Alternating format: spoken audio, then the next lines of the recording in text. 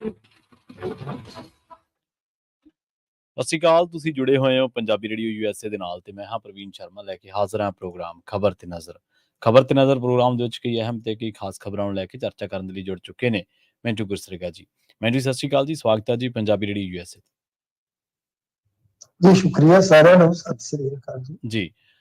ਅੱਗੇ ਵਧਣ ਤੋਂ ਪਹਿਲਾਂ ਦੱਸਦੇ ਚੱਲੀਏ ਕਿ ਅੱਜ ਦਾ ਇਹ ਖਬਰ ਤੇ ਨਜ਼ਰ ਪ੍ਰੋਗਰਾਮ ਸਾਲ 2023 ਦੀ 28 ਅਗਸਤ ਦਾ ਪ੍ਰੋਗਰਾਮ ਹੈ ਤੇ ਦਿਨ ਅੱਜ ਸੋਮਵਾਰ ਹੈ। ਪ੍ਰੋਗਰਾਮ ਨੂੰ ਸਪਾਂਸਰ ਕਰਦੇ ਨੇ ਖਾਲਸਾ ਇੰਸ਼ੋਰੈਂਸ ਏਜੰਸੀ ਵਾਲੇ, ਜਿਨ੍ਹਾਂ ਤੋਂ ਤੁਸੀਂ ਹਰ ਤਰੀਕੇ ਦੀ ਇੰਸ਼ੋਰੈਂਸ ਲੈ ਸਕਦੇ ਹੋ। ਇੰਸ਼ੋਰੈਂਸ ਬਾਰੇ ਪਤਾ ਕਰਨ ਦੇ ਲਈ ਇਹਨਾਂ ਦਾ ਨੰਬਰ ਹੈ 408-272-2500। ਟਰਕੀਆਨਾ ਇਮੀਗ੍ਰੇਸ਼ਨ ਲਾ ਫਰਮ ਵਾਲੇ ਜੇ ਟਰਕੀਆਨਾ ਅਟਾਰਨੀ ਟਰਕੀਆਨਾ ਦੇ ਨਾਲ ਤੁਸੀਂ ਯੂਐਸ ਇਮੀਗ੍ਰੇਸ਼ਨ ਬਾਬਤ ਕੋਈ ਵੀ ਸਲਾਹ ਕਰਨੀ, ਕੋਈ ਵੀ ਸਵਾਲ ਪੁੱਛਣਾ ਤੇ ਇਹਨਾਂ ਦਾ ਨੰਬਰ ਹੈ 415909-0503। GK Dhanota, Yuba City, Baljinder Singh Nijjar, Woodland, Paramjit Kaur Rangi, Vacaville, Harnek Singh ਪਾਬਲੇਨੀਅਨ ਕੰਜ਼ੀਰੈਂਟ, ਜੀਐਨ ਲੂਬ ਵਾਲੇ ਟਰੱਕ ਵਾਸ਼ ਕਰਦੇ ਨੇ, ਆਇਲ ਚੇਂਜ ਕਰਦੇ ਨੇ, ਏਅਰ ਬ੍ਰੇਕਾਂ ਦਾ ਕੰਮ ਤਸੱਲੀ ਬਖਸ਼ ਕਰਵਾ ਸਕਦੇ ਹੋ। ਨਵੇਂ ਪੁਰਾਣੇ ਟਾਇਰ ਵੀ ਇਹਨਾਂ ਤੋਂ ਮਿਲਦੇ ਨੇ। ਲੋਕੇਸ਼ਨ ਹੈ ਸੈਂਟਨੇਲਾ ਦੀ। ਨਿੰਮਾ ਸਹੂਲਤਾਂ ਦੇ ਨਾਲ ਗੱਲ ਕੀਤੀ ਜਾ ਸਕਦੀ ਹੈ 209-277-0113 ਤੇ ਬੂਟਾ ਸਿੰਘ ਰਾਣੀਪੁਰ ਫਰੈਜ਼ਨੋ ਤੋਂ। ਇਹਨਾਂ ਸਾਰੇ ਹੀ ਸਪਾਂਸਰਸ ਦਾ ਬਹੁਤ ਬਹੁਤ ਧੰਨਵਾਦ। ਤੇ ਜੇਕਰ ਤੁਸੀਂ ਵੀ ਪੰਜਾਬੀ ਰੇਡੀਓ ਯੂਐਸਏ ਦੇ ਇਹਨਾਂ ਪ੍ਰੋਗਰਾਮਾਂ ਨੂੰ ਸਪਾਂਸਰ ਕਰਨਾ ਚਾਹੁੰਦੇ ਹੋ ਤਾਂ ਸਟੂਡੀਓ ਦਾ ਨੰਬਰ ਹੈ 408-272-5200। ਪੰਜਾਬੀ ਰੇਡੀਓ ਯੂਐਸਏ ਨੂੰ ਇਸ ਵੇਲੇ ਤੁਸੀਂ ਸੁਣ ਰਹੇ ਹੋ AM FM ਸਟੇਸ਼ਨਸ ਦੇ ਨਾਲ ਨਾਲ ਰੇਡੀਓ ਸੈੱਟ ਤੇ, ਨੈਟ ਤੇ, mobile app, social media platforms, Facebook, YouTube ਤੇ ਸੁਣ ਰਹੇ ਹੋ, ਦੇਖ ਰਹੇ ਹੋ। ਸਾਰੇ ਹੀ ਦਰਸ਼ਕਾਂ ਦਾ ਪ੍ਰੋਗਰਾਮ ਖਬਰ ਤੇ ਨਜ਼ਰ ਦੇ ਵਿੱਚ ਸਵਾਗਤ ਹੈ, ਸਾਰੇ ਹੀ ਦਰਸ਼ਕਾਂ ਤੇ ਸਰੋਤਿਆਂ ਦਾ। ਮਿੰਟੂ ਜੀ, ਖਬਰਾਂ ਦੇ ਵੱਲ ਆਈਏ ਤੇ ਸ਼ੁਰੂਆਤ ਕਰੀਏ ਨੀਰਜ ਚੋਪੜਾ ਤੋਂ। ਵਰਲਡ ਐਥਲੈਟਿਕ ਚੈਂਪੀਅਨਸ਼ਿਪ ਦੇ ਵਿੱਚ ਨੀਰਜ ਚੋਪੜਾ ਨੇ ਗੋਲਡ ਫੁੰਡ ਲਿਆ ਜੀ ਬਿਲਕੁਲ, ਇਹ ਇੰਡੀਆ ਦੇ ਲਿਹਾਜ਼ ਨਾਲ ਵੱਡੀ ਖਬਰ ਹੈ, ਕਿਉਂਕਿ ਇਹਨਾਂ ਨੇ ਇਹ ਐਸਾ ਜਿਹੜਾ ਕਾਰਨਾਮਾ ਕੀਤਾ, ਮੇਰੇ ਖਿਆਲ ਦੇ ਨਾਲ ਪਹਿਲੇ ਐਥਲੀਟ ਬਣੇ ਨੇ। ਦੂਜੀ ਗੱਲ ਇਹ ਕਿ ਨੀਰਜ ਚੋਪੜਾ ਹਮੇਸ਼ਾ ਤੁਹਾਨੂੰ ਬੜਾ ਪਿਆਰਾ ਖਿਡਾਰੀ ਲੱਗੇਗਾ। ਉਹਦਾ ਇੱਕ ਕਾਰਨ ਹੈ ਕਿਉਂਕਿ ਪੇਂਡੂ ਬੈਕਗ੍ਰਾਉਂਡ ਤੋਂ ਆ, ਹਰਿਆਣਵੀ ਬੈਕਗ੍ਰਾਉਂਡ ਤੋਂ ਆ, ਖੁੱਲਾ ਸੁਭਾਅ, ਖੁੱਲਾ ਖਾਣ ਪੀਣ ਵਾਲਾ ਤੇ ਖੁੱਲੇ ਫਿਰ ਤੁਹਾਨੂੰ ਪਤਾ ਰਿਜ਼ਲਟ ਦੇਣ ਵਾਲਾ। ਤਾਂ ਐਕਚੁਅਲ ਚ ਕੀ ਹੈ ਕਿ ਸੈਕੰਡ ਆਇਆ ਨਦੀਮ ਨਾਲ ਦੋਸਤੀ ਬੜੀ ਹੈ, ਪਾਕਿਸਤਾਨ ਦਾ ਉਹ ਨਦੀਮ, ਬਟ ਦੋਨਾਂ ਦੀ ਮੁਕਾਬਲੇਬਾਜ਼ੀ ਬੜੀ ਸਖਤ ਹੈ। ਉਹ ਦੂਜੇ ਨੰਬਰ ਤੇ ਆਇਆ ਤੇ ਜਦ ਜਿੱਤ ਕੇ ਜਦ ਮਤਲਬ ਕਿ ਵਿਨਿੰਗ ਮਾਰਚ ਕਰਨਾ ਹੁੰਦਾ ਇੱਕ ਹਲਕਾ ਜਿਹਾ, ਉਹਦੇ ਵਿੱਚ ਉਹਦੇ ਕੋਲ ਝੰਡਾ ਹੈ ਨਹੀਂ ਸੀ, ਇਹਨੇ ਬੁਲਾ ਕੇ ਨਾਲ ਲੈ ਲਿਆ। ਉਹ ਬੜਾ ਪਿਆਰਾ ਸੀਨ ਸੀਗਾ। ਤੇ ਦੂਜੀ ਗੱਲ ਇਹ ਹੈ ਕਿ ਦੇਖੋ ਨੀਰਜ ਇਸ ਕਰਕੇ ਵੀ ਅੱਛਾ ਲੱਗਦਾ ਹੈ ਕਿਉਂਕਿ ਇਹ ਬੰਦਾ ਖੁਦ ਇੱਕ ਪ੍ਰੇਰਨਾ ਹੈ। ਇਸ ਬੰਦੇ ਦਾ ਜਦ ਬਚਪਨ ਸੀਗਾ ਤਾਂ ਇਹਦਾ ਵਜਨ ਇੱਕ ਵਾਰੀ 70-80 ਕਿਲੋ ਤੱਕ ਪਹੁੰਚ ਗਿਆ ਸੀ, ਜਦ ਕਿ ਏਜ ਸਾਰੀ 10-12 ਸਾਲ ਸੀ। ਤਾਂ ਯਾਨੀ ਮੋਟਾਪੇ ਚੋਂ ਨਿਕਲਣਾ, ਫਿਰ ਗੁੱਟ ਟੁੱਟ ਗਿਆ ਬਾਸਕਟਬਾਲ ਖੇਡਦੇ ਦਾ, ਫਿਰ ਸੱਟ ਲੱਗੇ, ਯਾਨੀ ਇੰਨੇ ਝਕੜ ਝੋਲਿਆਂ ਚੋਂ ਅੱਗੇ ਆ ਕੇ ਤੇ ਫਿਰ ਦੂਜੇ ਪਾਸੇ ਨਦੀਮ ਇੱਕ ਮਿਸਤਰੀ ਦਾ ਮੁੰਡਾ, ਰਾਜ ਮਿਸਤਰੀ ਹੁੰਦੇ ਜਿਹੜੇ, ਸਰਕਾਰੀ ਸਕੂਲ ਦਾ ਪੜ੍ਹਿਆ, ਸ਼ਾਦੀशुदा, ਮਤਲਬ ਕਿ ਦੋਵਾਂ ਦੀਆਂ ਕਹਾਣੀਆਂ 'ਚ ਬਹੁਤ ਕਹਿ ਲਓ ਪ੍ਰੇਰਨਾ ਹੈ ਕਿ ਪਲੇਅਰ ਬਣਨ ਵਾਸਤੇ, ਸਟਾਰ ਬਣਨ ਵਾਸਤੇ ਜ਼ਰੂਰੀ ਨਹੀਂ ਕਿ ਕਨਵੈਂਟ 'ਚ ਪੜ੍ਹੇ ਹੋਵੋ, ਜ਼ਰੂਰੀ ਨਹੀਂ ਕਿ ਐਲੀਟ ਕਲਾਸ 'ਚੋਂ ਆਵੋ, ਜ਼ਰੂਰੀ ਨਹੀਂ ਹੈ ਕਿ ਤੁਹਾਡਾ ਰਸਤਾ ਆਸਾਨ ਹੋਏਗਾ ਸਪੋਰਟਸ ਦੇ ਵਿੱਚ। ਬਹੁਤ ਉਲਝਣਾ ਮੁਸ਼ਕਲਾਂ ਹੋ ਸਕਦੀਆਂ। ਸੋ ਨੀਰਜ ਚੋਪੜਾ ਨੇ ਗੋਲਡ ਫੁੰਡਿਆ, ਪਰ ਨਦੀਮ ਵੀ ਕੋਈ ਬਹੁਤਾ ਪਿੱਛੇ ਨਹੀਂ। ਮੈਨੂੰ ਲੱਗਦਾ ਕਿ ਪੈਰਿਸ ਓਲੰਪਿਕ ਜਾਂ ਹੋਰ ਜਿਹੜੇ ਅਗਾਂਹ ਆਉਣੇ ਆ ਕੌਮਾਂਤਰੀ ਮੁਕਾਬਲੇ, ਉਹਨਾਂ 'ਚ ਇਹਨਾਂ ਦੋਨਾਂ ਯਾਰਾਂ ਦੀ ਪੂਰੀ ਟੱਕਰ ਰਹੂਗੀ ਸਿਰੇ ਦੀ ਜਾ ਕੇ। ਜੀ। ਤੇ ਮਿੰਟੂ ਜੀ, ਆਪਾਂ ਗੱਲ ਕਰੀਏ ਕੋਟਕਪੂਰਾ ਗੋਲੀ ਕਾਂਡ ਦੀ। ਇਹਦੇ 'ਚ 2500 ਤੋਂ ਵੱਧ ਸਫ਼ਿਆਂ ਦਾ ਜਿਹੜਾ ਤੀਜਾ ਚਲਾਨ ਉਹ ਪੇਸ਼ ਕੀਤਾ ਗਿਆ ਜੀ। ਹਾਂਜੀ ਦੇਖੋ, ਚਲਾਨ ਜਿਹੜੇ ਆ ਉਹ ਪੇਸ਼ ਹੋ ਰਹੇ ਆ। ਤੀਸਰਾ ਚਲਾਨ ਜਿਹੜਾ ਉਹ ਪੇਸ਼ ਕਰ ਦਿੱਤਾ ਗਿਆ। ਤਾਂ ਇਹਦੇ 'ਚ ਹੁਣ ਦੇਖੋ ਜਿਹੜੀ ਕਾਰਵਾਈ ਆ ਉਹ ਤਾਂ ਇਹੋ ਹੀ ਆ ਕਿ ਚਾਰਜ ਸ਼ੀਟ ਤਾਂ ਫਾਈਲ ਹੋਣੀ ਹੈ ਜਦੋਂ ਟ੍ਰਾਇਲ ਚੱਲੇਗਾ। ਤਾਂ ਇਹਦੇ ਵਿੱਚ ਜਿਹੜਾ ਆਪਾਂ ਦੇਖਦੇ ਹਾਂ ਤਾਂ 24 ਫਰਵਰੀ ਨੂੰ 2023 ਨੂੰ ਵੈਸੇ 2023 ਨੂੰ ਚਲਾਨ ਪੇਸ਼ ਕੀਤਾ ਗਿਆ ਸੀ। ਦੂਸਰਾ 25 ਅਪ੍ਰੈਲ ਨੂੰ ਆ ਗਿਆ। ਤਾਂ ਹੁਣ ਜਿੱਦਾਂ ਕਹਿ ਲਈਏ ਕਿ ਪਹਿਲਾ ਸਪਲੀਮੈਂਟਰੀ ਚਲਾਨ ਆ ਗਿਆ, ਫਿਰ ਹੁਣ ਦੂਸਰਾ ਸਪਲੀਮੈਂਟਰੀ ਚਲਾਨ ਆ ਗਿਆ ਇਹਦੇ ਵਿੱਚ 28 ਅਗਸਤ ਨੂੰ। ਤਾਂ ਗੱਲ ਹੈ ਕਿ ਕੇਸ ਦੇ ਵਿੱਚ 2400 ਪੇਜ ਦਾ ਸਪਲੀਮੈਂਟਰੀ ਚਲਾਨ ਜਿਹੜਾ ਪੇਸ਼ ਹੋਇਆ ਕਾਫੀ ਵੱਡਾ। ਤੇ ਗੱਲ ਇਹ ਹੈ ਕਿ ਇਸ ਮਾਮਲੇ ਦੇ ਵਿੱਚ 8 ਬੰਦੇ ਜਿਹੜੇ ਮੇਨ ਆਰੋਪੀ ਦੋਸ਼ੀ ਬਣਾਏ ਸੀਗੇ, ਪ੍ਰਕਾਸ਼ ਸਿੰਘ ਬਾਦਲ, ਉਹਨਾਂ ਨੂੰ ਕੱਟਦੇ ਹੁਣ ਸੁਖਬੀਰ ਸਿੰਘ ਬਾਦਲ, ਸੁਮੇਧ ਸੈਣੀ, ਉਮਰਾ ਨੰਗਲ, ਚਰਨਜੀਤ ਸ਼ਰਮਾ, ਸੁਖਮੰਦਰ ਮਾਨ, ਇਹ SSP ਫਰੀਦਕੋਟ ਹੁੰਦਾ ਸੀ ਉਦੋਂ, DIG ਅਮਰ ਸਿੰਘ ਚਾਹਲ, ਤੇ ਐਸਐਚਓ ਸਿਟੀ ਜਿਹੜਾ ਗੁਰਦੀਪ ਸਿੰਘ ਆ। ਤਾਂ ਇਹ ਹੁਣ ਦੇਖਣ ਵਾਲੀ ਗੱਲ ਹੋਏਗੀ ਕਿ ਇੱਕ ਪਾਸੇ ਚਾਰਜਸ਼ੀਟ ਜਿਹੜੀ ਹੈ ਉਹ ਫਾਈਲ ਹੋ ਗਈ ਆ, ਤਾਂ ਯਾਨੀ ਜਿਹਨੂੰ ਆਪਾਂ ਸਪਲੀਮੈਂਟਰੀ ਚਲਾਨ ਕਹਿ ਦਿੱਤਾ ਹੈ। ਹੁਣ ਜਿਹੜਾ ਮਸਲਾ ਇੱਕ ਹੋਰ ਕੋਰਟ ਦੇ ਵਿੱਚ ਉੱਠਿਆ ਹੋਇਆ ਉਹ ਇਹ ਆ ਕਿ ਜੋ ਪੁਲਿਸ ਵਾਲਿਆਂ ਨੂੰ ਮਤਲਬ ਕਿ ਕੁੱਟਿਆ ਗਿਆ, ਵੱਡਾ ਟੁੱਕੀ ਉਹਨਾਂ ਦੀ ਹੋਈ, ਤੇ ਉਹ FIR ਹੈ, ਉਹਦੇ ਚ ਵੀ ਚਲਾਨ ਪੇਸ਼ ਕਰਵਾਉਣ ਵਾਸਤੇ ਜਿਹੜਾ ਮੈਂ ਲਾਸਟ ਤੇ ਨਾਮ ਲਿਆ ਦੋਸ਼ੀਆਂ ਦੀ ਫਹਿਰਿਸਤ ਦੇ ਵਿੱਚੋਂ, ਉਹ ਗੁਰਦੀਪ ਸਿੰਘ ਨੇ ਪਟੀਸ਼ਨ ਪਾਈ ਹੋਈ ਆ ਜੀ। ਤਾਂ ਉਹਦੇ ਤੇ ਸਰਕਾਰ ਨੂੰ ਹੁਣ ਜਵਾਬ ਦੇਣਾ ਪਵੇਗਾ। ਮਤਲਬ ਕਿ ਇੱਕ ਤਰ੍ਹਾਂ ਨਾਲ ਕਹਿ ਲਓ ਕਿ ਪੁਲਿਸ ਕੋਲ ਜਿਹੜਾ ਆਪਣਾ ਆਖਰੀ ਹਥਿਆਰ ਸੀ ਉਹ ਉਹਨਾਂ ਨੇ ਚੱਲ ਦਿੱਤਾ ਹੈ ਕਿ ਪੁਲਿਸ ਵਾਲਿਆਂ ਦੇ ਵੀ ਬਹੁਤ ਸਾਰੀਆਂ ਸੱਟਾਂ ਵੱਜੀਆਂ। ਇਨਫੈਕਟ ਇੱਕ ਤਾਂ ਨਕਾਰਾ ਹੋ ਗਿਆ ਸਾਰੀ ਜ਼ਿੰਦਗੀ ਵਾਸਤੇ ਕਿ ਜਿਹੜੀ ਉਹ FIR ਕੱਟੀ ਸੀ। ਕਿਉਂਕਿ ਵੇਖੋ ਗੱਲ ਨੂੰ ਅੰਡਰਸਟੈਂਡ ਕਰਿਓ ਕਿ FIR ਦੋ ਸੀ ਜੀ। ਇੱਕ ਹੋ ਗਈ ਜੋ ਸੰਗਤ ਤੇ ਜ਼ੋਰ ਚੱਲਿਆ, ਗੋਲੀ ਚੱਲੀ, ਭੁਪਿੰਦਰ ਸਿੰਘ ਨਾਂ ਦੇ ਵਿਅਕਤੀ ਨੂੰ ਜਦੋਂ ਕਾਂਗਰਸ ਸਰਕਾਰ ਆਈ ਸੀਗੀ ਸ਼ਾਇਦ ਉਦੋਂ ਲਿਆਂਦਾ ਗਿਆ ਸੀਗਾ, ਉਦੋਂ ਕਾਫੀ ਮਾਮਲਾ ਵਧਿਆ ਸੀਗਾ। ਇੱਕ FIR ਇਹ ਹੈ ਤੇ ਇੱਕ ਯਾਨੀ ਪੁਲਿਸ ਵਾਲਿਆਂ ਦੇ ਜਿਹੜੀਆਂ ਸੱਟਾਂ ਵੱਜੀਆਂ ਨੇ, ਇੱਕ ਉਹ ਆ ਜੀ। ਤਾਂ ਕਾਰਵਾਈ ਹੁਣ ਤੱਕ ਮਤਲਬ ਕਿ ਇੱਕ FIR ਤੇ ਹੋਈ ਹੈ ਤੇ ਜਿਹੜੀ FIR ਕੱਟੀ ਹੁੰਦੀ ਆ ਨਾ ਉਹਦੇ ਚ ਕੁਛ ਨਾ ਕੁਛ ਤਾਂ ਪੁਲਿਸ ਨੂੰ ਦਾਖਲ ਕਰਨਾ ਪਊਗਾ ਕਿ ਹਾਂ ਭਾਈ ਕੀ ਉਹਨੂੰ ਅਸੀਂ ਕਲੋਜ਼ ਕਰ ਰਹੇ ਹਾਂ, ਕੈਂਸਲ ਕਰ ਰਹੇ ਹਾਂ, ਕੀ ਹੋਏਗਾ। ਤਾਂ ਇਹ ਹੁਣ ਦਿਲਚਸਪ ਰਹੇਗਾ। ਸਪਲੀਮੈਂਟਰੀ ਚਲਾਨ ਆ ਗਏ, ਰਸਤਾ ਤਾਂ ਖੁੱਲ ਰਿਹਾ ਕਿ ਇਹ ਟ੍ਰਾਇਲ ਚੱਲੇਗਾ, ਪਰ ਹਾਲੇ ਇਹਦਾ ਮਤਲਬ ਕਿ ਖਾਤਮਾ ਕਹਿ ਲਓ ਜਾਂ ਟ੍ਰਾਇਲ ਦਾ ਕਿ ਮੁਕਾਮ ਆ ਜਾਏਗਾ ਬਹੁਤ ਜਲਦੀ, ਹਾਲੇ ਉਹ ਚੀਜ਼ਾਂ ਜਿਹੜੀਆਂ ਦੂਰ ਨੇ ਜੀ। ਤੇ ਪੰਜਾਬ MLA ਹੋਸਟਲ ਦੇ ਮਿੰਟੂ ਜੀ ਕਿਰਾਏ ਵਧਾ ਦਿੱਤੇ ਆ ਤੇ ਨਵੇਂ ਰੇਟ ਵੀ ਜਾਰੀ ਕਰ ਦਿੱਤੇ ਗਏ। ਇਹ ਕਿਹੜੇ ਕਿਰਾਏ ਆ? ਕੁਛ ਵੀ ਨਹੀਂ ਆ। ਅਸੀਂ ਪਰਸੋਂ ਚੌਥ ਗੱਲ ਕਰਦੇ ਪੈਸਾ ਅਸੀਂ ਦੱਸਿਆ ਸੀਗਾ ਕਿ 100 ਰੁਪਏ ਚ ਇਹਨਾਂ ਨੂੰ ਕਮਰਾ ਦਿੱਤਾ ਜਾ ਰਿਹਾ ਤੇ ਉਸ ਤੋਂ ਬਾਅਦ ਹੁਣ ਇਹ ਕੋਈ ਹਿੱਲ-ਜੁਲ ਤੇ ਹੋਈ ਆ ਕਿ 100 ਰੁਪਏ ਚ ਕਮਰਾ ਮਿਲਦਾ ਇਹਨਾਂ ਨੂੰ ਉੱਥੇ ਜੀ। ਤੇ ਇਹਦੇ ਚ ਕੀ ਹੈ ਕਿ ਦੁੱਗਣਾ ਕਰ ਦਿੱਤਾ, ਮਤਲਬ ਕਿ ਹੁਣ MLA ਨੂੰ ਤਾਂ ਕੋਈ ਫਰਕ ਨਹੀਂ ਪੈਣਾ ਤੇ ਜਿਹੜਾ ਕੋਈ ਨਾਲ ਆਏਗਾ ਉਹਨੂੰ ਮਤਲਬ ਕਿ ਜਿਵੇਂ ਹੁਣ ਨਾ MLA ਦਾ ਕੀ ਆ ਕਿ ਮੰਨ ਲਓ ਤੁਹਾਡੇ ਪਿੰਡ ਦਾ ਕੋਈ MLA ਆ, ਉਹ ਤੁਹਾਨੂੰ ਕਹੇ ਕਿ ਜਾਓ MLA ਹੋਸਟਲ ਚ ਪੈ ਜਾਓ, ਨਜ਼ਾਰੇ ਲਓ, ਤਾਂ ਉੱਥੇ ਕੀ ਹੈ ਕਿ MLA ਦਾ ਹੈ ਬਟ ਕੋਈ ਤੀਸਰਾ ਮਹਿਮਾਨ ਗਿਆ ਤਾਂ ਉੱਥੇ ਉਹਨੂੰ ਖਰਚਾ ਕਰਨਾ ਪਊਗਾ। ਮਤਲਬ ਕਿ 500 ਅੱਗੇ ਸੀਗਾ, ਹੁਣ 1000 ਰੁਪਇਆ ਦੇਣਾ ਪਊਗਾ। ਤੇ ਜਿਹੜਾ ਇਹਨਾਂ ਦਾ ਆਪਣਾ ਨਾਲ ਦਾ ਕੋਈ ਉਹਨੂੰ 250 ਦੀ ਬਜਾਏ 500 ਦੇਣਾ ਪਊਗਾ। ਚੇਂਜ ਹੈ ਕਿਰਾਏ। ਦੱਸੋ ਮੈਨੂੰ ਚੰਡੀਗੜ੍ਹ ਦੇ ਵਿੱਚ ਓਲੇ ਗੱਦਿਆਂ ਤੇ 1000 ਰੁਪਏ ਚ, 500 ਰੁਪਏ ਚ, 100 ਰੁਪਏ ਚ ਕੋਈ ਲਿਟੇ ਹੈ ਰੱਜ ਕੇ ਉੱਥੇ ਖਾ ਲਵੇ, ਭੁੱਖਾ ਕੱਢ ਲਵੇ ਚੰਗੀਆਂ ਡੈਰਡ ਕਰਕੇ, ਤੇ ਕੀ ਆ। ਹਾਂ, ਇਹਦੇ ਵਿੱਚ ਇੱਕ ਚੀਜ਼ ਇਹਨਾਂ ਨੇ ਇਹ ਕੀਤੀ ਆ ਕਿ ਜਿੱਦਾਂ ਇਹ ਜੋ ਰੇਟ ਚੇਂਜ ਕੀਤੇ ਆ ਉਹਦੇ ਚ ਜਿਹੜੇ ਬਾਹਰਲੇ ਆਉਣਗੇ ਕੁਝ ਉਹਨਾਂ ਨੂੰ ਥੋੜੇ ਜਿਹੇ ਐਕਸਟਰਾ ਚਾਰजेस ਦੇਣੇ ਪੈਣੇ, ਪੀਨਲ ਰੇਟ ਕਹਿ ਦਿੰਦੇ ਆ।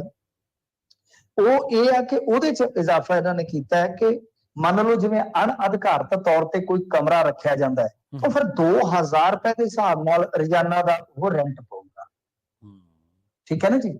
तो ਇਹ ਇੱਕ ਵਾਧਾ ਜ਼ਰੂਰ ਕੀਤਾ ਤੇ ਇਹ ਤੁਸੀਂ ਆਪ ਹੀ ਅੰਦਾਜ਼ਾ ਲਾ ਲਓ, ਇੱਥੇ ਬੈਠੇ ਹੋ ਤੁਸੀਂ ਅਮਰੀਕਾ 'ਚ ਕਿ 100 ਰੁਪਏ ਦਾ ਕੀ ਆਉਂਦਾ ਹੈ ਤੇ 100 ਰੁਪਏ 'ਚ ਸਹੂਲੀਅਤ ਮੰਨਦੇ ਨੇ MLA ਹੋਸਟਲ ਦੀ। ਜੀ ਜੀ। ਤੇ ਇੰਨਾ ਲਗਜ਼ਰੀ ਕੰਮ ਆ ਕਿ ਗੱਲਾਂ ਹੀ ਛੱਡ ਦਿਓ। ਤੇ ਇਹ ਸਾਰਾ ਕੁਝ ਹੈ ਜਿਹੜਾ 100 ਰੁਪਇਆ ਇਹ ਦਿੰਦੇ ਨੇ ਤੇ ਉੱਥੇ ਨਜ਼ਾਰੇ ਲੈਂਦੇ ਨੇ। ਇਸੇ ਕਰਕੇ ਤਾਂ ਹਰੇਕ ਦੀ ਹਸਰਤ ਹੈ ਅੱਜ ਕੱਲ ਕਿ ਲੈਂਦਾ ਦਿੰਦਾ ਮੈਂ ਜੀ ਮਤਲਬ ਕਿ MLA ਬਣ ਜਾਵਾਂ। ਇਹ ਥੋੜੇ ਜਿਹੇ ਇਹਨਾਂ ਨੇ ਇਜ਼ਾਫੇ ਕੀਤੇ ਆ, ਵਾਧੇ ਕੀਤੇ। ਕਾਹਦਾ ਕੀਤਾ? 100 ਰੁਪਇਆ ਕੋਈ ਵੱਡੀ ਗੱਲ ਨਹੀਂ MLA ਵਾਸਤੇ। ਮੈਂ ਤਾਂ ਕਹਿੰਦਾ ਇਹ ਵੀ ਛੱਡੋ ਖੜਾ। ਇਹ ਜਦੋਂ ਆਉਂਦੇ ਆ 100-200 ਰੁਪਇਆ ਸਗੋਂ ਸ਼ਗਨ ਦਿਓ ਇਹਨਾਂ ਨੂੰ ਪੱਲਿਓ। ਤੁਸੀਂ ਤਾਂ ਗਰੀਬ ਲੋਕ ਜੇ ਵਿਚਾਰੇ, ਲੈ ਜਾ ਕਿ 100 ਰੁਪਏ ਨਾਲ ਕੀ ਬਣਦਾ। ਜੀ ਜੀ ਜੀ ਬਿਲਕੁਲ। ਮੈਨੂੰ ਲੱਗਦਾ ਮਿੰਟੂ ਜੀ ਫੋਨਾਂ ਦਾ ਵੀ 15 ਮੇਰੇ 12 13 ਹਜ਼ਾਰ ਰੁਪਏ ਮਿਲਦਾ ਹੈ। 15,000 ਬਿੱਲ ਇਹਨਾਂ ਦੇ ਤੇ ਚਿੱਠੇ। ਮੈਂ ਤੁਹਾਨੂੰ ਕੀ ਦੱਸਾਂ, ਇਹ ਘੁੰਮਣ ਵੀ ਜਾ ਸਕਦੇ ਆ ਸਾਲ 'ਚ ਇੱਕ ਵਾਰੀ ਤੇ ਹਿਸਾਬ ਲਾ ਲਓ ਜਿੱਥੇ ਰਹਿ ਕੇ ਆਉਣਗੇ ਇਹਨਾਂ ਨੂੰ ਦੱਸਣ ਦੀ ਲੋੜ ਨਹੀਂ ਹੈ, ਬਿੱਲ ਬੁੱਲ ਵੀ ਨਹੀਂ ਦੇਣਗੇ। ਅੱਛਾ। ਇਹ ਕਹਿ ਦੇਣਗੇ ਅਸੀਂ ਹਾਂਜੀ ਇੰਨੇ ਜਣੇ ਘੁੰਮਣ ਆਏ ਆ ਜੀ, ਆਹ ਸਾਡਾ ਖਰਚਾ ਹੋਇਆ ਬਸ। ਵਿਧਾਇਕ ਦਾ ਟੂਰ ਸਪਾਂਸਰਡ ਹੈ ਜੀ। ਹਾਂਜੀ ਹਾਂਜੀ, ਸ਼ਿਮਲੇ ਨੂੰ ਜਾਂਦਾ ਹੋਵੇ ਟੂਰ ਨਹੀਂ ਗੋਰੀ ਐ ਹੀ ਜਾਂਦੇ ਜੀ। ਗੱਲ ਕਰੀਏ ਮਿੰਟੂ ਜੀ ਗੱਠਜੋੜ ਦੀ, ਪੰਜਾਬ ਤੋਂ ਬਾਅਦ ਹੁਣ ਹਰਿਆਣੇ ਦੇ ਵਿੱਚ ਵੀ ਗੱਠਜੋੜ ਸੀਟਾਂ ਤੇ ਫਸ ਗਿਆ ਜੀ। ਉੱਥੇ ਭੁਪਿੰਦਰ ਸਿੰਘ ਹੁੱਡਾ ਹੋ ਰਹੀ ਹੈ, ਜਿਹੜੇ ਚੌਧਰੀ ਭੁਪਿੰਦਰ ਹੁੱਡਾ, ਹਾਂਜੀ ਉਹ ਫਸੇਗਾ। ਉਹ ਸਾਫ਼ ਸੀਗਾ, ਸਪਸ਼ਟ ਸੀਗਾ। ਇਹਦੇ ਬਾਰੇ ਆਪਾਂ ਬਹੁਤ ਵਾਰੀ ਗੱਲ ਕਰ ਲਈ ਆ ਕਿ ਜਿਹੜਾ ਇਹ ਇੰਡੀਆ ਬਣਾਇਆ ਹੈ ਨਾ ਗੱਠਜੋੜ, ਇਹਦੀ ਬੇਸਿਕ ਸਮੱਸਿਆ ਜਿਹੜੀ ਆ ਉਹ ਇਹੋ ਆਉਣੀ ਆ, ਸੀਟ ਸ਼ੇਅਰਿੰਗ ਦੀ। ਤਾਂ ਉਧਰ ਹੁੱਡਾ ਹੋਰੀ ਕਿਵੇਂ, ਤੁਹਾਨੂੰ ਪਤਾ ਹੀ ਆ ਉਹ ਕਾਤੋਂ ਕਰਨਗੇ ਜੀ ਕਿਉਂਕਿ ਸਰਕਾਰ ਪਿਛਲੀ ਵਾਰੀ ਵੀ ਤਾਂ ਤੁਸੀਂ ਦੇਖਿਆ ਹੀ ਹੈ ਨਾ ਕਿ ਇੱਕ ਵਾਰੀ ਉਹਨਾਂ ਨੇ ਫਸਾ ਦਿੱਤੀ ਸੀਗੀ। ਖੱਟਰ ਮਸੀਂ ਆਏ ਸਨ ਉਹ ਗੱਠਜੋੜ ਕਰਕੇ, ਜੀ ਗੈਰ ਸਿਧਾਂਤਕ ਜਿਹਾ ਉਹ ਗੱਠਜੋੜ ਸੀਗਾ, ਕੋਈ ਸਿਧਾਂਤਕ ਗੱਠਜੋੜ ਨਹੀਂ ਸੀਗਾ। ਤਾਂ ਇਸ ਵਾਰੀ ਵੀ ਇੱਕ ਤਰ੍ਹਾਂ ਨਾਲ ਕਹਿ ਲਓ ਕਿ ਕਾਂਗਰਸ ਉਮੀਦ ਲਾ ਕੇ ਬੈਠੀ ਆ, ਤੇ ਜੇ ਹੁਣ ਸੀਟ ਸ਼ੇਅਰਿੰਗ ਹੁੰਦੀ ਹੈ ਤੇ ਫਿਰ ਤਾਂ ਸਾਰੇ ਗੰਢੇ ਗਲ ਜਾਣਗੇ ਜੀ ਉਹ ਆਪਣੀ ਜਗ੍ਹਾ ਤੇ ਨੇ। ਤਾਂ ਇਸ ਕਰਕੇ ਹੁਣ ਕਈ ਥਾਵਾਂ ਤੇ ਰੌਲਾ ਸੁਣ ਰਹੇ ਆ ਅਸੀਂ। ਤਾਂ ਇਧਰੋਂ ਬਾਜਵਾ ਸਾਹਿਬ ਕਹਿੰਦੇ ਕਿ ਹੋ ਹੀ ਨਹੀਂ ਸਕਦਾ, ਨਹੀਂ ਇਹ ਹੋ ਨਹੀਂ ਸਕਦਾ, ਕਹਿੰਦੇ ਵੀ ਇਹ ਹੋ ਹੀ ਨਹੀਂ ਸਕਦਾ, ਅਸੀਂ ਤੇ ਕਰਨਾ ਹੀ ਨਹੀਂ ਹੈ। ਇਸ ਕਰਕੇ ਹੁਣ ਕੁਝ ਹੋਰ ਸਟੇਟਾਂ ਉਹਨਾਂ ਦੇ ਵਿੱਚੋਂ ਵੀ ਸੁਣੀਦਾ ਕਿ ਭਾਈ ਉੱਥੋਂ ਵੀ ਆਵਾਜ਼ ਨਿਕਲਦੀ ਹੈ, ਗੋਆ ਹੈ ਜਾਂ ਗੁਜਰਾਤ ਆ, ਕਿ ਨਹੀਂ ਨਹੀਂ ਏਦਾਂ ਦਾ ਕੰਮ ਨਹੀਂ ਕਰਨਾ। ਤਾਂ ਫਿਰ ਪਹੁੰਚੋ ਕੇ ਗੱਲ ਉੱਥੇ ਹੀ ਆ ਜਾਣੀ ਆ ਕਿ ਸੀਟ ਸ਼ੇਅਰਿੰਗ ਤੇ ਇਹਨਾਂ ਦੀ ਗੱਲਬਾਤ ਜਿਹੜੀ ਅਗਲੀ ਮੀਟਿੰਗ 'ਚ ਹੋਣੀ ਆ, ਉਸ ਸੀਟ ਸ਼ੇਅਰਿੰਗ ਦੇ ਵਿੱਚ ਕੀ ਫਾਰਮੂਲਾ ਕੱਢਦੇ ਆ ਕੀ ਨਹੀਂ ਕੱਢਦੇ, ਉਸ ਤੋਂ ਬਾਅਦ ਪਤਾ ਲੱਗੇਗਾ। ਪਰ ਰੌਲਾ ਇਹੋ ਆ ਕਿ ਤੁਸੀਂ ਵੇਖੋ ਨਾ, ਹੁਣ ਜਿਵੇਂ ਆਪਣੇ ਪੰਜਾਬ ਦੇ ਵਿੱਚ ਆ, ਕਿੱਥੇ ਤਾਂ 13 ਸੀਟਾਂ ਟਿਕਟਾਂ ਕਿਹਦੇ ਕੋਲ ਜਾਣੀਆਂ, ਕਾਂਗਰਸੀਆਂ ਕੋਲ। ਜੇ ਸੀਟ ਸ਼ੇਅਰਿੰਗ ਹੋਏਗੀ ਤਾਂ ਉਹਨਾਂ ਦੇ ਵਿੱਚੋਂ ਵੀ ਤੇ ਅੱਧ ਮਰੇਗਾ ਨਾ, ਉਹ ਤਾਂ ਰੌਲਾ ਪਾਉਗੇ। ਇੱਕ ਤਾਂ ਇਹ ਚੀਜ਼ ਹੁੰਦੀ ਆ। ਦੂਸਰਾ ਇਹ ਹੈ ਕਿ ਹੁਣ ਜਿਸ ਤਰ੍ਹਾਂ ਇਹ ਪੰਜਾਬ ਦੇ ਵਿੱਚ ਕੰਮ ਕਰਦੇ ਆ, ਪੰਜਾਬੀ ਕਾਂਗਰਸੀ ਜਿਹੜੇ ਹੈਗੇ ਆ, ਉਹ ਕਹਿੰਦੇ ਕਿ ਲੋਕਾਂ 'ਚ ਜਾਵਾਂਗੇ ਕਿਹੜਾ ਮੂੰਹ ਲੈ ਕੇ, ਲਾਹਨਤਾਂ ਬੜੀਆਂ ਪਾਉਣ। ਇਹੋ ਹਾਲਤ ਹਰਿਆਣੇ 'ਚ ਆ ਕਿ ਹੁੱਡਾ ਹੋਰੀ ਤੇ ਇਹੀ ਕਹਿੰਦੇ ਆ ਕਿ ਭਾਈ ਇਹ ਤੇ ਸਾਡੇ ਸਗੋਂ ਪੈਰ ਵੱਢਦੇ ਆ, ਤੇ ਤੁਸੀਂ ਹੁਣ ਇਹਨਾਂ ਦੇ ਨਾਲ ਇਸ ਤਰ੍ਹਾਂ ਕਰੋਗੇ ਤਾਂ ਕੁਝ ਸਟੇਟਾਂ ਦੇ ਵਿੱਚ ਇਹ ਪੇਚ ਜਿਹੜਾ ਹੈ ਉਹ ਫਸਦਾ ਨਜ਼ਰ ਆਉਂਦਾ ਹੈ। ਬਾਕੀ ਹੁਣ ਇਹ ਖੁੱਲ ਕੇ ਬੈਠਣਗੇ, ਜਿਹੜੀ ਆਹ ਹੁਣ ਹੋਣੀ ਹੈ ਨਾ ਇਹਨਾਂ ਦੀ ਇੱਕ ਅਹਿਮ ਬੈਠਕ ਸ਼ਾਇਦ ਮੁੰਬਈ ਦੇ ਵਿੱਚ ਆ, ਉਹਦੇ 'ਚ ਇਹ ਸੀਟ ਸ਼ੇਅਰਿੰਗ ਦਾ ਫਾਰਮੂਲਾ ਲਿਆਉਣਗੇ। ਜੇ ਨਹੀਂ ਤਾਂ ਮੈਂ ਤੁਹਾਨੂੰ ਦੱਸਿਆ ਜਿਵੇਂ ਬੰਗਾਲ ਵਾਲਾ, ਕੇਰਲਾ ਵਾਲਾ, ਤਾਂ ਉਹ ਫਾਰਮੂਲਾ ਤਾਂ ਫਿਰ ਹੈਗਾ ਹੀ ਹੈ ਨਾ ਕਿ ਆਪੋ ਆਪਣੀ ਥਾਂ ਤੇ ਲੜੀ ਜਾਓ, ਜਿਹੜਾ ਵੀ ਜਿੱਤੂਗਾ ਉਹ ਕਾਊਂਟ ਤੇ ਫਿਰ ਉਧਰ ਹੀ ਹੋ ਜਾਣਾ ਹੈ ਨਾ ਇੰਡੀਆ 'ਚ। ਜੀ ਅਗਲੀ ਖਬਰ ਦੇ ਵੱਲ ਵਧੀਆ ਮਿੰਟੂ ਜੀ ਤੇ ਗੱਲ ਕਰਕੇ, ਮੁੱਖ ਮੰਤਰੀ ਤੇ ਵਜ਼ੀਰਾਂ ਦੇ ਅਖਤਿਆਰੀ ਕੋਟੇ ਤੇ ਕਹਿੰਦੇ ਕੱਟ ਲੱਗ ਸਕਦਾ ਜੀ। ਲੱਗਿਆ ਜੀ, ਕੱਟ ਲਾ ਦਿੱਤਾ ਗਿਆ ਜੀ। ਅਖਤਿਆਰੀ ਫੰਡ ਮਤਲਬ ਕਿ ਜਿੱਦਾਂ ਹੁਣ ਕੋਈ ਤੁਰਿਆ ਆਉਂਦਾ ਵਜ਼ੀਰ, ਉਹਨੂੰ ਟੱਕਰਿਆ ਕੋਈ ਰਾਹ 'ਚ, ਕਹਿੰਦਾ ਜੀ ਆ ਆਪਣਾ ਛੱਪੜ ਜਿਹੜਾ ਬੜਾ ਖਰਾਬ ਹੈ, ਤੇ ਉਹਨੇ ਕੱਢ ਕੇ ਤੇ ਚੈੱਕ ਦਿੱਤਾ, ਤੇ ਚੈੱਕ ਤੇ ਲਿਖ ਦਿੱਤਾ ਕਿ 5 ਲੱਖ ਕਢਾ ਲਓ, ਤੇ ਛੱਪੜ 'ਚ ਜੋ ਗੱਬਿਆ ਗਾ ਰਿਹਾ ਉਹ ਕਢਾ ਲਵੋ ਜੀ। ਤਾਂ ਉਹਦੇ ਕੋਲ ਅਖਤਿਆਰੀ ਫੰਡ ਜਿੰਨਾ ਹੋਏਗਾ ਉਹਨੇ ਵੱਧ ਚੈੱਕ ਭਰੀ ਜਾਊਗਾ, ਹੋਰ ਕੀ ਆ। ਤੇ ਇਹ ਤੇ ਹੁਣ ਘੱਟ ਕਰੀ ਜਾਂਦੇ ਆ, 3 ਲੱਖ ਤੋਂ 3 ਕਰੋੜ ਤੋਂ ਉਹਨਾਂ ਨੇ 1.5 ਕਰ ਦਿੱਤਾ ਸ਼ਾਇਦ। ਤੇ ਜਿਹੜਾ ਮੁੱਖ ਮੰਤਰੀ ਵਾਲਾ ਅਖਤਿਆਰੀ ਫੰਡ ਹੈ, ਹੁਣ ਮੁੱਖ ਮੰਤਰੀ ਤਾਂ ਬਹੁਤ ਥਾਵਾਂ ਤੇ ਜਾਂਦੇ ਆ, ਤੁਹਾਨੂੰ ਪਤਾ ਹੀ ਹੈ, ਤੇ ਚੈੱਕ ਵੀ ਮੋਟੇ ਕੱਟਣੇ ਪੈਂਦੇ ਸੁੱਖ ਨਾਲ। ਤਾਂ ਉਹ ਇਹਨਾਂ ਨੇ 50 ਤੋਂ 37 ਕਰੋੜ ਕਰ ਦਿੱਤਾ। ਮੈਨੂੰ ਸਮਝ ਨਹੀਂ ਆਉਂਦੀ ਇਹ ਕਰ ਕੀ ਰਹੇ ਨੇ। ਤੇ ਦੇਖੋ ਇਹਨਾਂ ਕੋਲ ਲੌਜਿਕ ਤੇ ਇਹੋ ਆ ਜੀ, ਇਹ ਅੱਗੇ ਅਖਤਿਆਰੀ ਫੰਡਾਂ ਦੀ ਦੁਰਵਰਤੋਂ ਹੋਈ ਹੈ, ਜੇ ਦੁਰਵਰਤੋਂ ਹੋਈ ਹੈ ਤਾਂ ਉਹਨਾਂ ਨੂੰ ਫੜੋ, ਰਗੜੋ।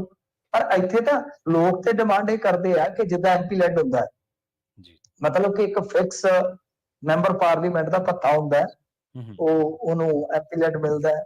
ਉਹ ਜਿਹੜੀ ਉਹ ਗ੍ਰਾਂਟ ਹੁੰਦੀ ਹੈ ਉਹ ਕਿਤੇ ਵੀ ਮੰਨ ਲਓ ਆਪਦੇ ਇਲਾਕੇ 'ਚ ਉਹ ਖਰਚ ਕਰ ਸਕਦਾ, ਐ ਹੁੰਦਾ ਨਾ।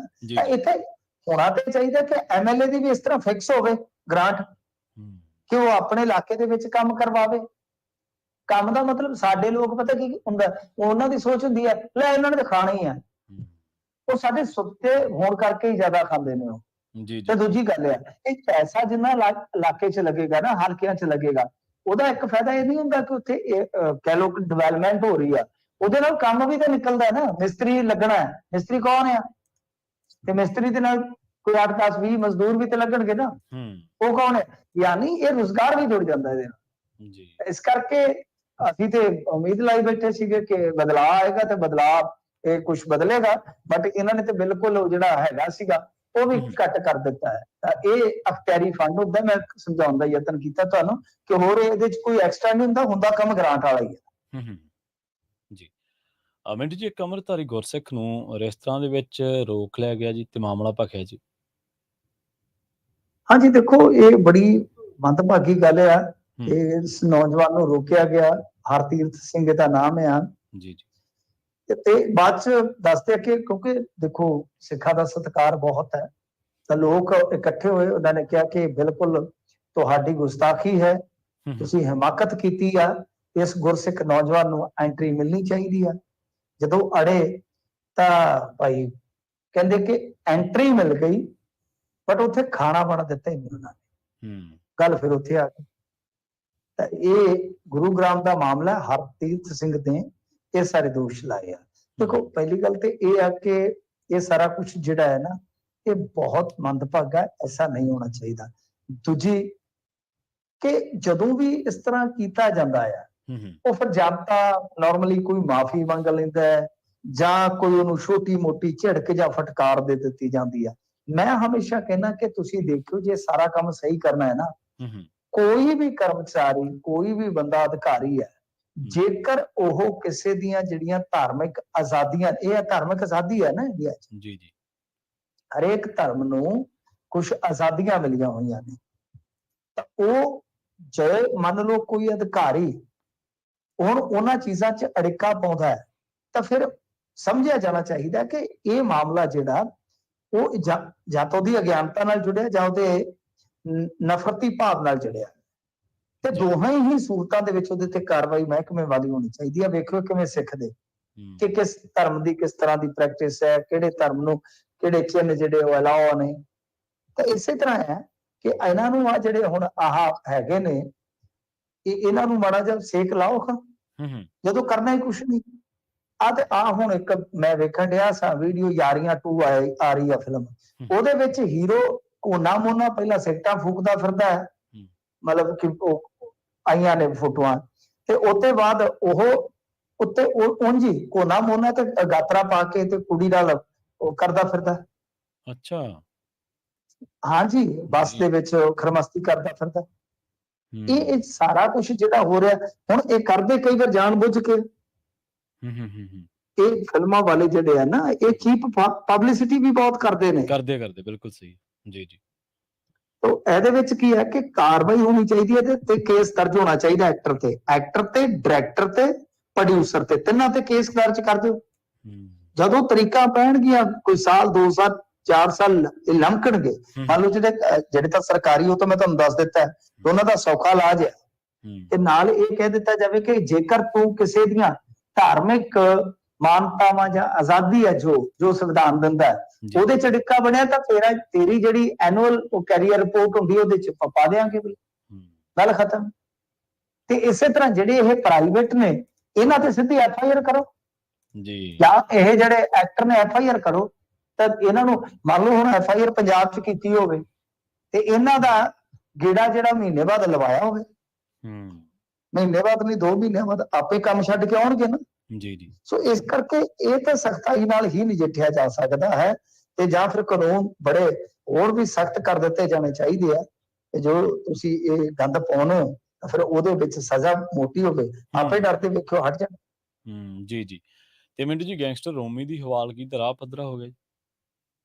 ਦੇਖੋ ਰੋਮੀ ਉਹ ਹੈ ਜਿਹੜਾ ਨਾਭਾ ਜੇਲ੍ਹ ਬ੍ਰੇਕ ਕਾਂਡ ਹੋਇਆ ਸੀਗਾ ਨਾ, ਉਹਦੇ ਵਿੱਚ ਸਭ ਤੋਂ ਵੱਡੀ ਭੂਮਿਕਾ ਇਹਦੀ ਸੀਗੀ। ਬਾਹਰ ਬੈਠਾ ਸੀਗਾ, ਪਹਿਲਾਂ ਇਹ ਅੰਦਰ ਸੀਗਾ, ਫਿਰ ਪਾਸਪੋਰਟ ਇਹਦਾ ਜਿਹੜਾ ਪੁਲਿਸ ਕੋਲ ਜਮਾ ਸੀ ਉਹ ਇਹਨੇ ਹਾਸਲ ਕਰ ਲਿਆ, ਉਸ ਤੋਂ ਬਾਅਦ ਇਹ ਨਿਕਲ ਗਿਆ।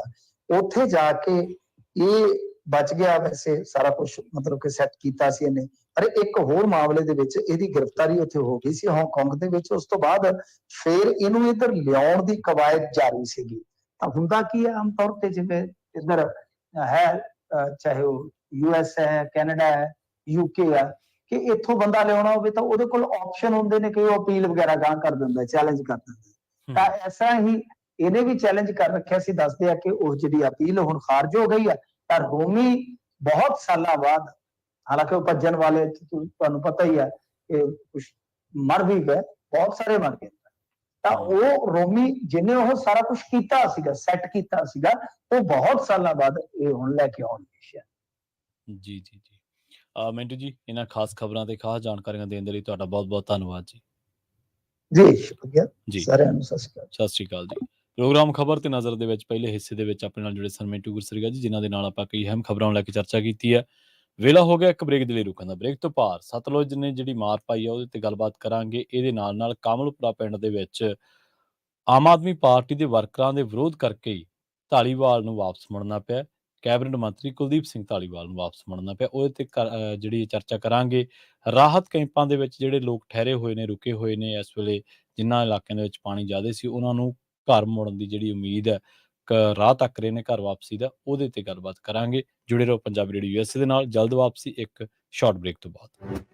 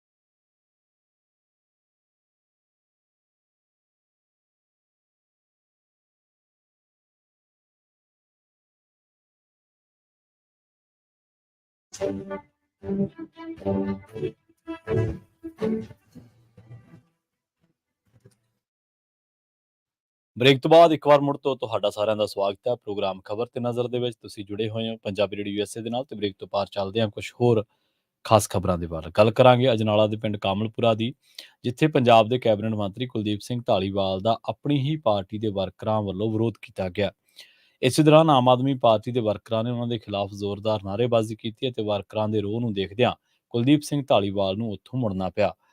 ਪਿੰਡ ਕਾਮਲਪੁਰਾ ਦੇ ਵਿੱਚ ਮੰਤਰੀ ਦੇ ਵਿਰੋਧ ਦੀ ਵੀਡੀਓ ਸੋਸ਼ਲ ਮੀਡੀਆ ਤੇ ਖੂਬ ਵਾਇਰਲ ਹੋ ਰਹੀ ਹੈ। ਪਤਾ ਲੱਗਿਆ ਹੈ ਕਿ ਹਲਕੇ ਦੇ ਪਿੰਡ ਕਾਮਲਪੁਰਾ ਦੇ ਵਿੱਚ ਆਮ ਆਦਮੀ ਪਾਰਟੀ ਦੇ ਦੋ ਧੜਿਆਂ ਵੱਲੋਂ ਮੰਤਰੀ ਕੁਲਦੀਪ ਸਿੰਘ ਧਾਲੀਵਾਲ ਦੇ ਵੱਖੋ-ਵੱਖ ਪ੍ਰੋਗਰਾਮ ਰੱਖੇ ਗਏ ਸਨ, ਪਰ ਮੰਤਰੀ ਕੁਲਦੀਪ ਸਿੰਘ ਧਾਲੀਵਾਲ ਦੇ ਇੱਕ ਧੜੇ ਦੇ ਪ੍ਰੋਗਰਾਮ ਦੇ ਵਿੱਚ ਜੋ ਰਸਤੇ ਦੇ ਵਿੱਚ ਪਹਿਲਾਂ ਆਉਂਦਾ ਸੀ, ਉੱਥੋਂ ਬਿਨਾਂ ਕਿਸੇ ਨੂੰ ਮਿਲਿਆ ਹੀ ਅੱਗੇ ਜਾਣ ਲੱਗੇ।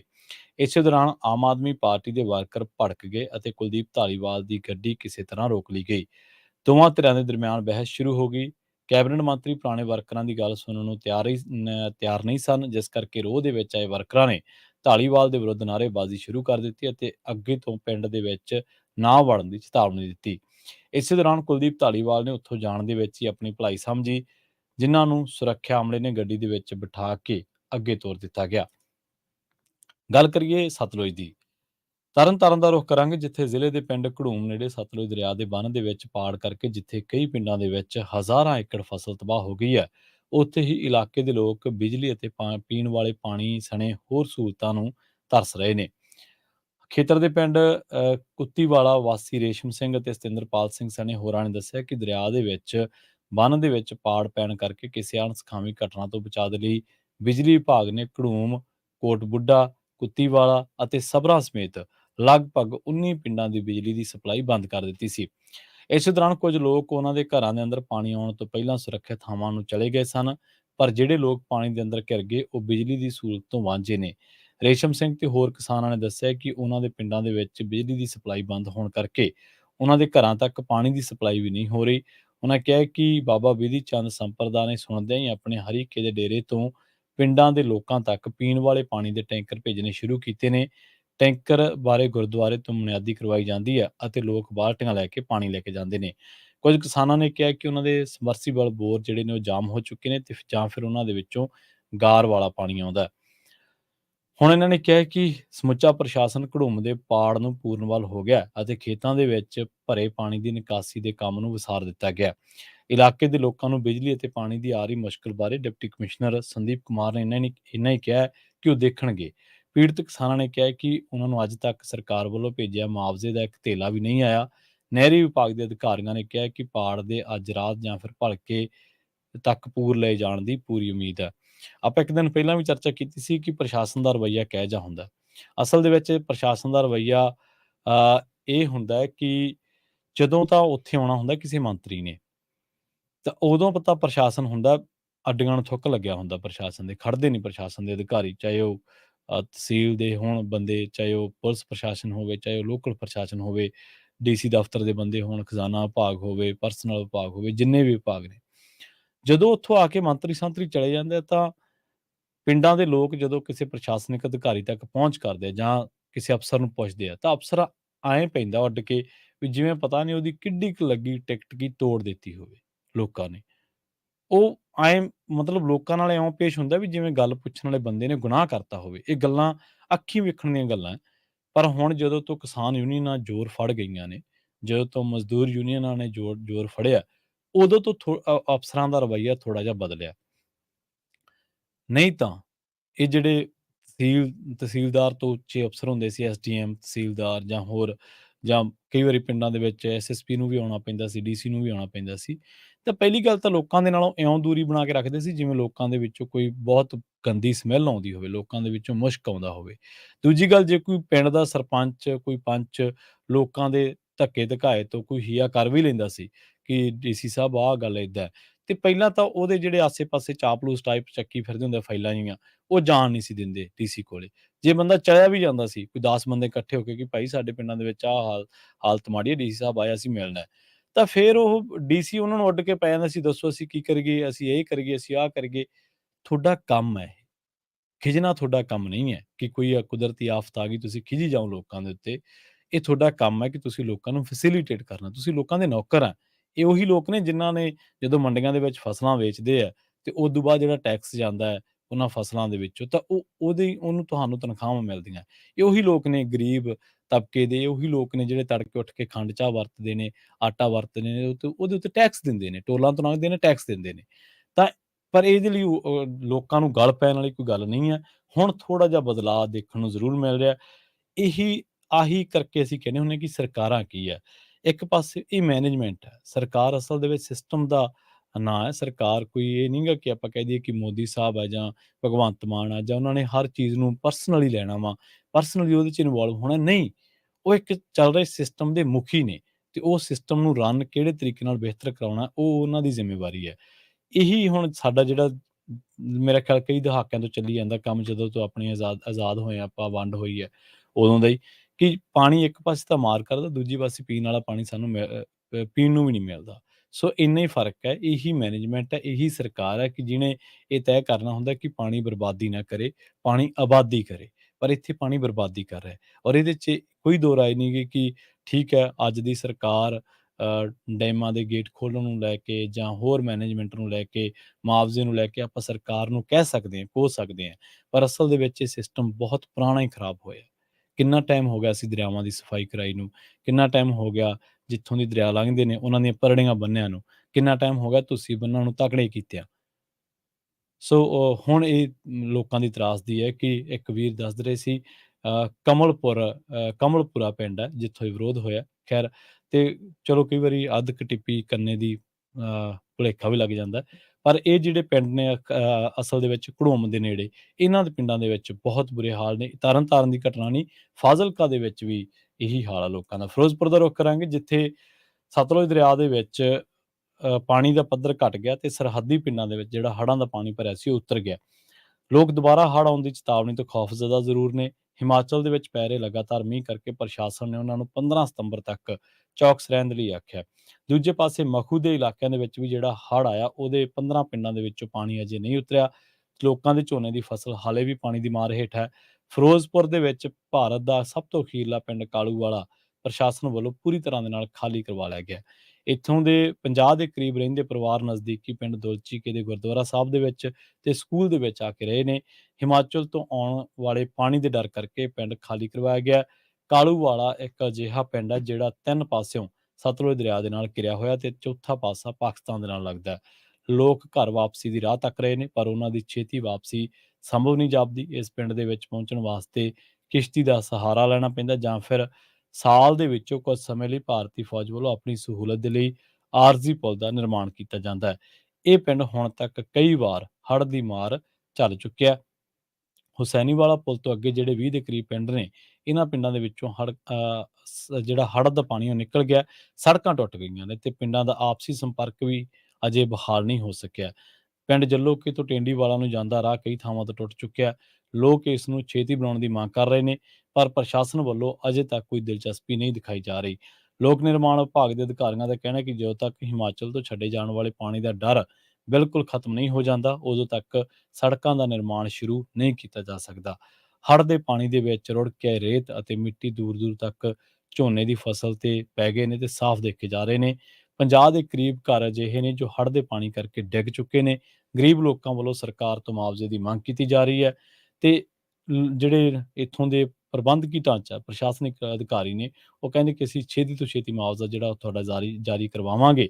ਪਰ ਇੱਥੇ ਸਮਾਜ ਸੇਵੀ ਸੰਸਥਾਵਾਂ ਜਿਹੜੀਆਂ ਨੇ ਉਹ ਲੋਕਾਂ ਦੇ ਲਈ ਫਰਿਸ਼ਤਾ ਬਣ ਕੇ ਬੋੜੀਆਂ ਨੇ ਤੇ ਮਦਦ ਜਿਹੜੀ ਆ ਉਹਨਾਂ ਦੇ ਵੱਲੋਂ ਕੀਤੀ ਜਾ ਰਹੀ ਹੈ, ਭਾਵੇਂ ਉਹ ਲੰਗਰਾਂ ਦੀ ਮਦਦ ਹੋਵੇ, ਭਾਵੇਂ ਉਹ ਰਸਤਾਂ ਦੀ ਮਦਦ ਹੋਵੇ, ਭਾਵੇਂ ਉਹ ਪਸ਼ੂਆਂ ਦੇ ਲਈ ਹਰੇ ਚਾਰੇ ਦੀ ਮਦਦ ਹੋਵੇ। ਸੋ ਪ੍ਰਸ਼ਾਸਨ ਵੱਲੋਂ ਜਿਹੜਾ ਪਹਿਲਾਂ ਦਿੱਤੀ ਜਾ ਰਹੀ ਸੀ ਮਦਦ ਉਹ ਪਹਿਲਾਂ ਦੇ ਮੁਕਾਬਲੇ ਘਟ ਗਈ ਹੈ ਜਿਸ ਕਰਕੇ ਲੋਕਾਂ ਦੇ ਵਿੱਚ ਰੋਸ ਵੀ ਹੈ। ਪੰਜਾਬੀ ਰੇਡੀਓ ਯੂਐਸਏ ਦੇ ਪ੍ਰੋਗਰਾਮ ਖਬਰ ਤੇ ਨਜ਼ਰ ਨੂੰ ਆਪਾਂ ਇੱਥੇ ਹੀ ਸਮਾਪਤ ਕਰਾਂਗੇ। ਜੁੜੇ ਰਹੋ ਪੰਜਾਬੀ ਰੇਡੀਓ ਯੂਐਸਏ ਦੇ ਨਾਲ।